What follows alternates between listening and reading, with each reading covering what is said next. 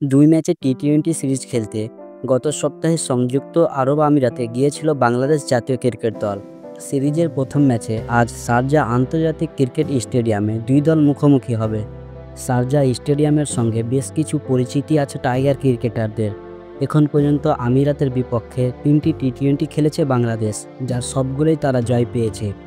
হয়তো বাংলাদেশের মতো আইসিসির দীর্ঘকালের পূর্ণ সদস্য দেশের জন্য বড় কিছু নয়, তবে সাম্প্রতিক সময়ে বাংলাদেশের ক্রিকেটীয় ফল খুব একটা স্বস্তিকর নয়। আইসিসি চ্যাম্পিয়ন্স ট্রফি শেষে তারা ঘরের মাঠে জিম্বাবুয়ের বিপক্ষে টেস্ট সিরিজ খেলেছে, সেখানে হেরেছে একটিতে। সাম্প্রতিক সময়ে বিপর্যয় কাটিয়ে সংযুক্ত আরব আমিরাত ও এরপর পাকিস্তান সিরিজে ঘুরে দাঁড়াতে চায় বাংলাদেশ। আমিরাতের বিপক্ষে আজ ওপেনিংয়ে ব্যাট হাতে ইনিংস শুরু করবেন লিটন দাস, সঙ্গে বাঁহাতি ব্যাটার তানজিদ তামিম। এছাড়া তাওহিদ হৃদয়, শামীম হোসেন, জাকের আলী অনিকও থাকবেন একাদশে। স্পিন আক্রমণে থাকতে পারেন দুই অলরাউন্ডার রিশাদ হোসেন ও শেখ মাহেদী হাসান। আর পেস বিভাগে মুস্তাফিজুর রহমানের সঙ্গে দেখা যেতে পারে তানজিম হাসান সাকিব এবং শরীফুল ইসলামকে।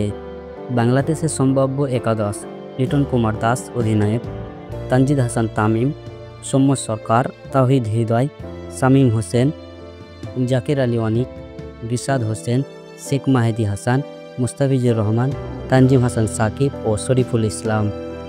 দর্শক, এখন এই পর্যন্ত।